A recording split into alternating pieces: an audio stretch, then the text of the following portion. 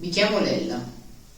Il mio peso per tanti anni è arrivato al massimo di 167 kg per solo 1,58 m di altezza.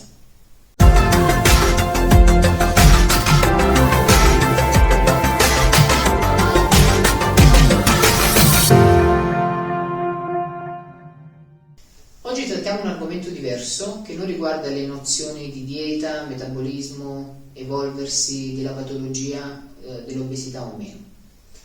Oggi parliamo di come essenzialmente io sono riuscita a vivere avendo addosso 167 kg. Tutte le immagini che vedete all'inizio di ogni mio video mi ritraggono nei momenti che sembra paradossale, più felici della mia vita. Io sono stata una persona molto amata e sono stata anche molto odiata, il che significa che ho vissuto intensamente, perché tutto ciò che è un'emozione tiepida vuol dire vivere a metà. Io ho vissuto sempre fino in fondo.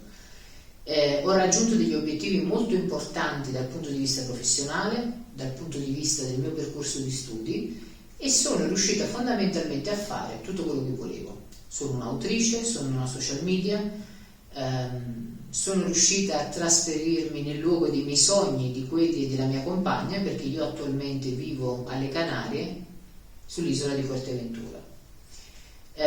Abbiamo pubblicato 2 libri, io e la mia compagna, avevamo il sogno di diventare autrici e anni fa ne ho pubblicato un altro. Ho fatto l'articolista, ho cambiato lavoro tutte le volte che volevo e sono riuscita, nonostante quelle condizioni di vita, a trovare lavoro.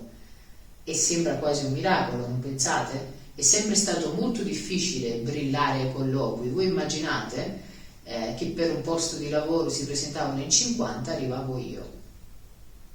Devo ringraziare tutti quelli che hanno fatto ricerca del personale perché sono riusciti a vedere oltre, oppure sono stata io con la mia personalità ad andare sempre oltre.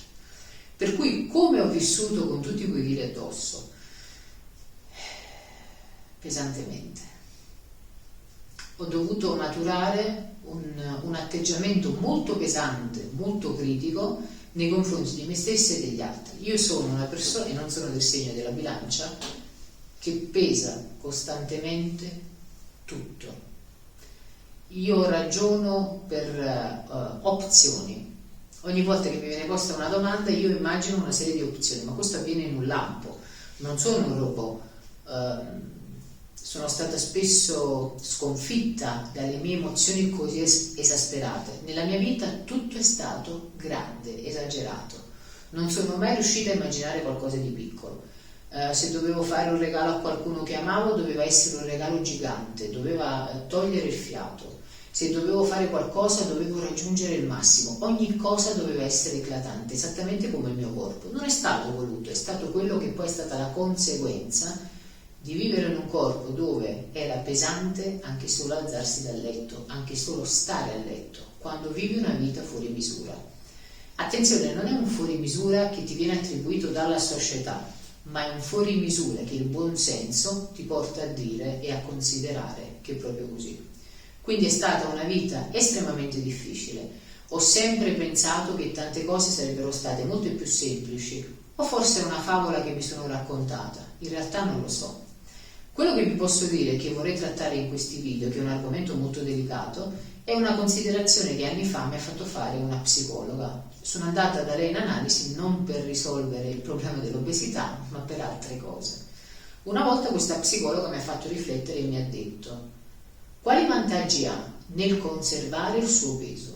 Non è stata l'unica persona che si è avvicinata a questo argomento. Una personal trainer, perché negli anni mi sono rivolta anche a dei personal trainer, nonostante fossi in quelle condizioni, ho tentato di fare più volte attività fisica e ho fatto i miei yo-yo di 30-40 kg, come credo anche voi che mi state seguendo, mi disse: noi possiamo fare tutto quello che vuoi, ma se dentro di te tu non lo vuoi non ci riuscirai.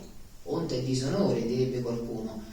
Le mie reazioni erano molto aggressive, ero molto sulla difensiva. Ma come non lo voglio? Ti pago tutti questi soldi l'ora, è mai possibile che io non voglia dimagrire? Ci ho pianto, urlato, strepitato, mi sono disperata. Mi sembrava di gridare in ogni modo possibile il fatto che io volessi uscire da quel corpo, come se fosse un guscio che mi teneva prigioniera. per poi arrivare all'amara ma alla vera risposta, ossia quella che stranamente e in maniera malata anche avere un corpo di quel tipo aveva i suoi pro. Vi spiegherò in un prossimo video quanto sia importante fare personalmente un'analisi di questo tipo. Tu che stai vedendo i miei video, non so quanto pesi, non so quali siano le fattezze del tuo corpo, sei consapevole che una parte di te vuole quel corpo e che non è una cosa che ti è capitata ma che in qualche modo stai contribuendo a mantenere? Chiediti che vantaggio ne hai, fai una lista, cerca di essere onesto, non c'è bisogno che tu lo condivida con nessuno. Chiediti con onestà che tipo di paura hai nel cercare di cambiare il tuo corpo, perché conservi quel peso o non peso, perché potresti anche avere un disturbo diverso, essere sottopeso, non è importante, non si parla di numeri ma di condizione, perché conservi in qualche modo quello che hai anche se lotti in apparenza per cercare di contrastarlo. Devono esserci per forza dei benefici, magari non raccontabili, ma raccontali a te stesso, o se vuoi potrai raccontarli anche a me. Al prossimo video.